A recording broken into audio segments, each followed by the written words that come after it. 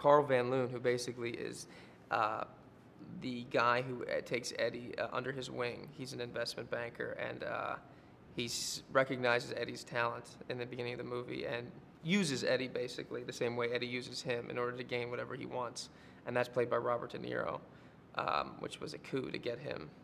And it wound up being probably the biggest asset of the film, because there's something about when De Niro showed up on set, everything kind of changed, and everything got quiet and very efficient, which was fantastic. There's another female character, Lindy, who is played by Abby Cornish, who's just effervescent. She's fantastic.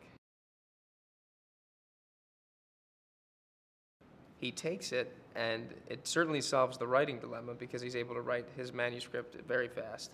But then it's a question of what else is he going to do with all this energy and availability he has for the use of his brain. And he goes to, which is logical, gaining things that he doesn't have, which is power based on financial gain. And what happens with that is pretty monstrous. And fantastic. You know, he flies high for a while, and then it's going to catch up to him. And also, what happens to, I mean, is this drug that clean that there's no side effects? And he gradually learned that there's a lot more than what he bargained for. This movie needs a director that has a real vision on how to tell the story, and he was very clear from the beginning. He had all these photographs that he had used as examples of how aesthetically he wanted the movie to be, and he showed me, and I got very excited about it.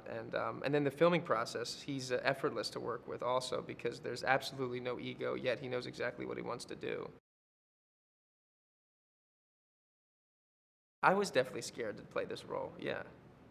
Now, that scene I was excited to, but the emotional roller coaster that he goes on, and having to make all these things that in life you wouldn't normally go through, to make these things real for myself as Eddie, is definitely something that's scary. And then the idea of working with Robert De Niro is scary initially, and then he makes you feel completely at ease.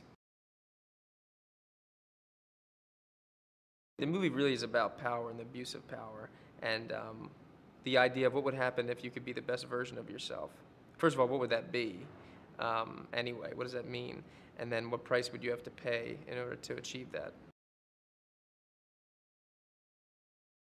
My hope is that audiences watching this movie will live vicariously through Eddie and what would happen to him, what could happen to them if they took this drug, and enjoy the highs of it, and then deal with the ramifications of the reality of what happens when you do go down that road. So it's a roller coaster ride, this movie. From the beginning to the end, it just doesn't stop.